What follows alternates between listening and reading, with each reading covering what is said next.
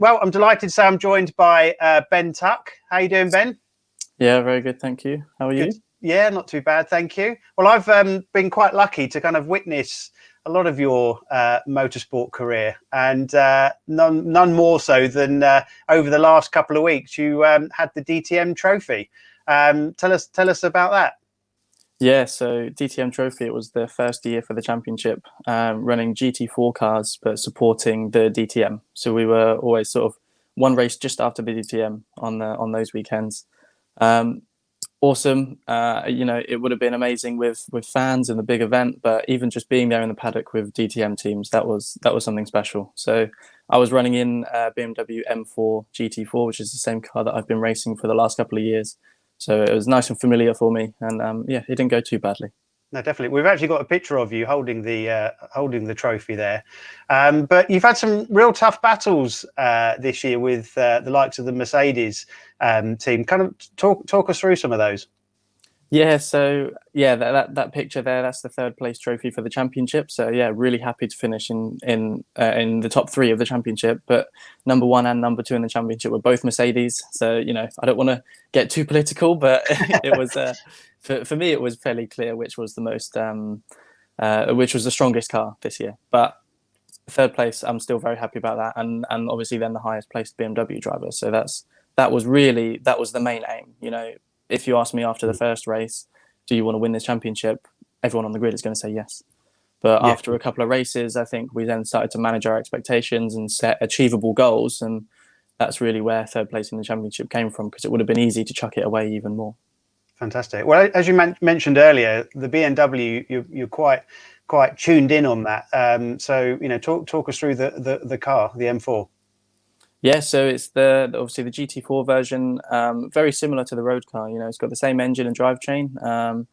Then once obviously you're heading to the track, it's built from the factory from BMW Motorsport. But there are some similarities with the road car. But one thing that I love about that car is the sort of the low range torque. You see a lot of race cars where you have to really rev the nuts off it before you change gear, but the BMW is quite easy actually.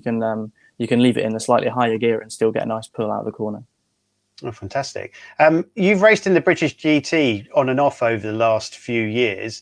What would you say has been your best race there? Out of any of them in British GT, out of all my races? I've had a few.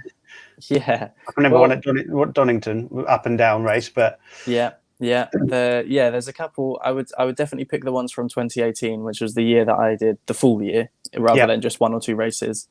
And obviously Snetterton race 2 in that year was when we took the first win for the BMW M4 in Europe under a customer team. So it was the first time that a non-factory team had won a race with the M4 in Europe. That was pretty cool. But honestly, there was another race that year that I think it felt even like more of an achievement, and it was Brands Hatch. The race at Brands Hatch, we were leading, I think, for the whole race, and then a safety car came out just before the pit stop. So everyone that was a Pro-Am entry had less of a pit stop time, because they said compared to two silver drivers, you're going to be the first stint is more likely going to be slower if you're an AM driver. So that's fair enough. You can have less time in the pits.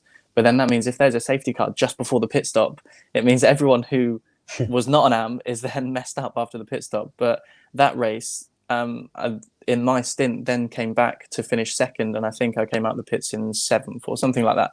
But I don't know, for that race around Brands Hatch, around that track, I enjoy the track more than Snetterton as well. I don't know, that felt like that was a better performance than the win at Snetterton. If that makes sense in a weird way. No, it does. Yeah. Well, to be honest, I imagine every single one of them is pretty thrilling anyway, and probably none more so than when you get to race at the Green Hell. What is that like? That must just be terrifying every corner, let alone every lap. Yeah. So I get this question all the time, and I still haven't figured out a proper answer for it. What does it feel like? Or it's so hard to describe. It is just crazy. When the first time you go there, even if you're just doing like the tourist laps, which is when you can drive your own car around, it's like, wow, this place is mad. But then when you're actually racing on it and you see GT3 cars going 3 wide and overtaking a back marker around the outside of a nearly flat out corner, but it's a blind crest. You don't know what's on the other side. And you just think, what is going on here? Okay, right. Need to readjust the mindset and get used to this place. It really is. It's a different driving style compared to any other track I've been to as well. You know, it's not just a long track and it's not just a bit scary. It is a completely different driving style anyway, just from the way that the track is. So it is a massive shift in mindset to race around there compared to any other track that I've been to. I can imagine. Well, kind of shifting away to a slightly different car, you drove the Ginetta G57 and again had another bit of silverware to add to your collection on there. Tell us about that. That must have been quite up there with some of the best cars you've driven. Yeah, I think that is still the fastest car I've driven so far in my career. That was the end of 2017, so this was before my year in British GT. But that's kind of actually how it started. That's quite a nice link in, actually. So in halfway through 2017, I was racing in the Caterham Supersport Championship. For one thing or another, it wasn't going too well. So we ended up cutting it short halfway through the year and deciding to try and focus on getting into GT racing. So with the team that I was racing with in Caterham's, we did a race in GT Cup. And that was in a Ginetta. And from that, I then got a test day with Ginetta in the G57, and then off the back of that went to Spa with them, and that was actually racing in the Ginetta G57 at Spa, which is my favorite track anyway, with I think it was with Simpson Motorsport, and in the 24-hour series, the Proto series, so kind of a sidestep from the 24-hour series, 2 5-hour races, and we managed to win both of them. And that was in my first time racing in that car. I'd managed to do one test day before then, so I can't completely claim that it was my first time. But that was a really special weekend. Yeah, Spa, fastest car I've ever driven, win both the races. That you literally can't get any better than that. So that was a really cool time as well. Good stuff. Well, look, we haven't got that exact footage, but I actually got a video of you doing a track guide for us around Spa. So that ties in quite nicely. So if we could play that video now. Mm-hmm.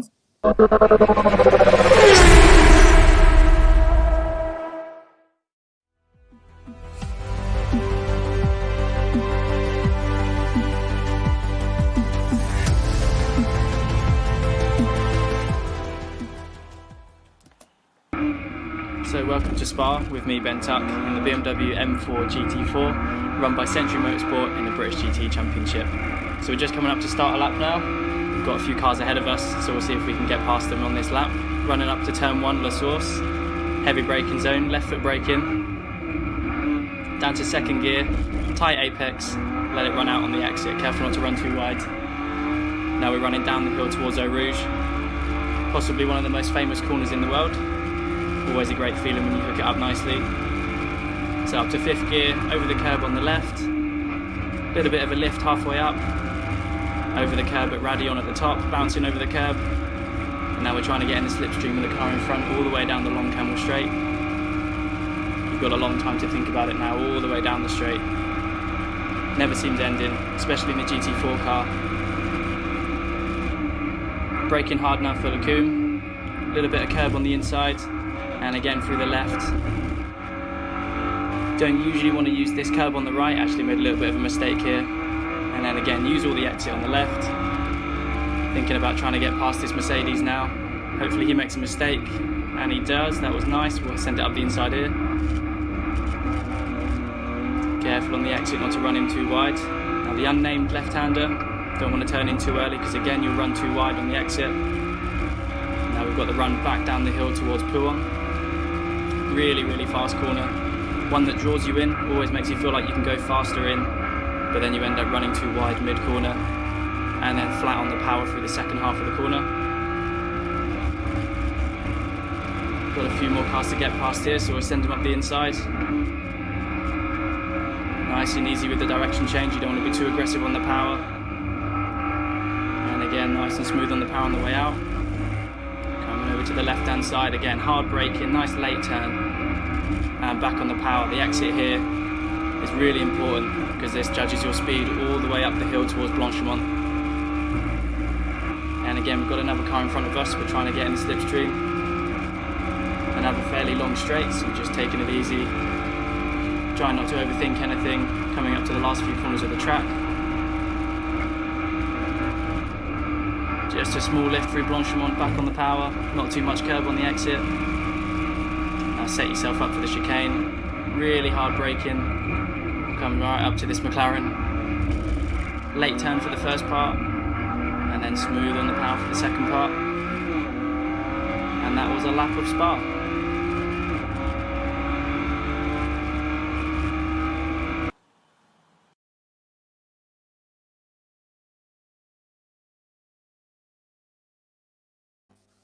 I mean, absolutely committed that lap, I would say. How much of a joy then? So that's your best, that's your favourite circuit in a car that you're absolutely dialed in on. Yeah. Sorry, I missed a second. Sorry, that's right. So it's a car that you're. That's right. No worries. So it's a car that you're absolutely dialed in on. So you're pretty much at home in that on your favourite track. Yeah. Yeah, exactly. Again, it's one of those things that I can't really describe that feeling it gives me when I'm driving around and when I head to Spa in any car. I don't know. I said this to my dad, and I said, I don't want this to sound a bit too like giddy, but every time I head to Spa on my first lap, I literally can't stop smiling. I don't know what it is. I go out the pits, you know, usually then you're on the inside full of sauce and you go down to Eau Rouge. So the first corner that you come to actually on the track after coming out the pits is Eau Rouge, and it's just Eau Rouge and Radeon, you know, people want to get technical, but it's just a feeling that I can't really describe it. There's just an aura about the place. There's just a feeling I get every time I go there, and it's unlike any other track. And it's just, I can't really tell you the exact reason why it's my favorite track. It just is. There's definitely a flow to it. You know, I can try and describe it. There's a flow to it that if you get dialed in, like you say, you really feel like you're part of the track with it, compared to other tracks when you know that you're just driving fast around it. But other than that, I really can't describe it. It's just, if you haven't been there, you have to go. Definitely, yeah. Well, certainly good advice. So what does 2021 hold for you then, Ben? At the moment, I'm not too sure. I can't say too much. You know, it would be nice to stay with the team that I'm with now, Walkenhorst Motorsport. It would be nice to stay with BMW. We will see. There one or two things that we're trying and we're looking at, but yeah, unfortunately, at the moment, I can't give too much away. No. That's fair enough. Well, look, I really appreciate your time. We wish you all the best with the racing, whatever comes your way next year. But just one last piece. Have you got any advice for anybody that is new coming into the sport?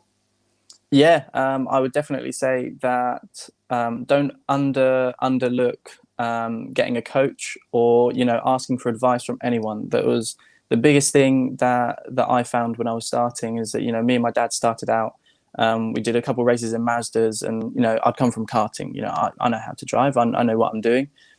The team suggested that I get a coach for one day, and I've never looked back. That really is what completely, you know, got me set into driving, was actually having someone just give me a couple of tips every now and then. So I would definitely say, don't be afraid to ask for help. You're not silly. No, definitely wise words. Well, look, again, thank you very much. I really appreciate your time, Ben, and filling us in on what's happened, and obviously potentially what the future will bring. We'll now go to a short break.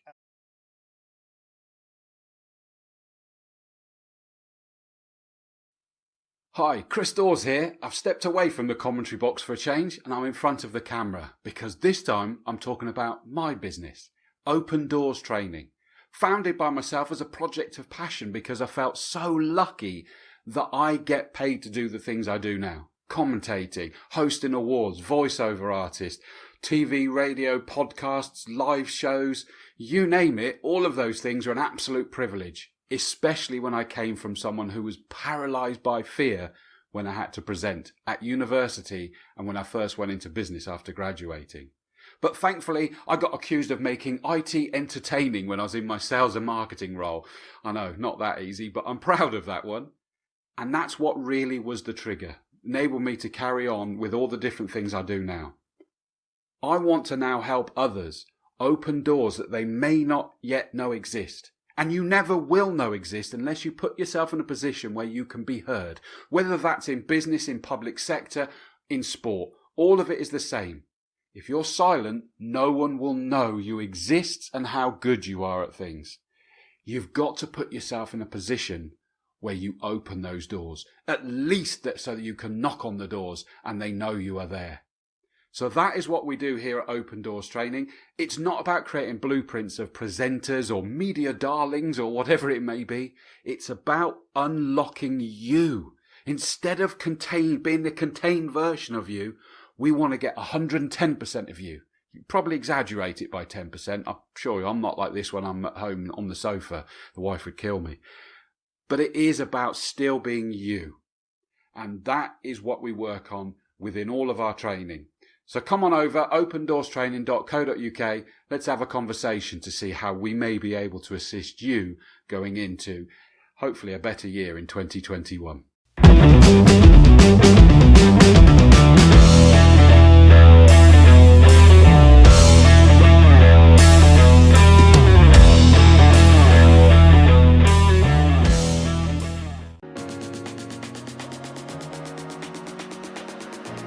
So my name's Tom Ingram. I'm competing in the British Touring Car Championship with Team Toyota GB. So the BTCC is one of the toughest championships around. There's so many quick drivers. So to get the edge, you've got to be looking for any little millisecond of improvement. So whether that be from training hard at the gym or having the best kit around, you've got to find the edge any way possible. So the thing I love about the Walero products the most is the temperature regulation. And not only does it regulate my temperature and keep me cool when it's really hot, but when we're testing in the middle of winter, it keeps me warm as well. The feel of these is amazing. They're so soft, you know, you could wear this to bed and be more than happy. So the Walero Under has really helped my performance and reduce the effects of the heat on my body and the heat fatigue that I'm finding. That's where I'm finding a big improvement. So over the course of it doesn't matter if I'm testing, it doesn't matter if I'm racing, I'm just not feeling quite as fatigued as I would have been without it.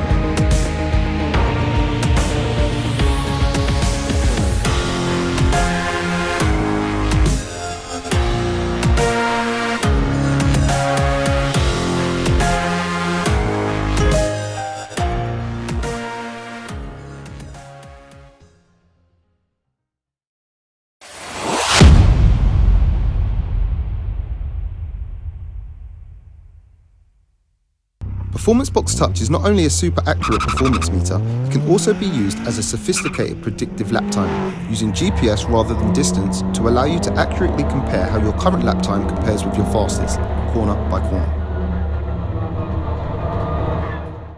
Quick and easy to install, it automatically identifies the circuit you are driving on and loads the relevant track maps from our extensive database. Using a performance box for the first time, VW Classic Championship racer Dan Rose talks us through how he benefited from the system's bright delta speed LEDs on track. Yeah, a few times you'd go in and basically it would come up green, so you thought, yeah, and then mid-bend it was really sort of pushing on a bit, and you'd come out and you was red, so you had to get the balance right of going in and getting the green going in and the green coming out, so you knew that was the best way through there. Using a lap timer mode, Dan was able to monitor how modifications to his car affected his performance on track. Like changing the roll bars, we could see that we're a couple of seconds slower straight away and that certain areas it's not working. And then when you flick back, it's working and it shows up on the times and also in your sectors. So the predictive lap times really work. Given a quick lesson on the Circuit Tools data analysis software to pinpoint exactly where time is being lost and then going through his data from the day, Dan said, Looking back at the data now, we're a bit further on in the day, we can see that certain lines worked, certain lines didn't. Carrying a bit more speed into the first bend seems to have given us a bit more pace. And also we can look at different sectors where in a couple of laps I was quicker, but actually putting all those sectors together so that they work, which we've looked at, and then we'll go back out and have another go. But so far we've gained 2 or 3 seconds throughout the day, which has really worked well with us. So when we come back racing we should be up there.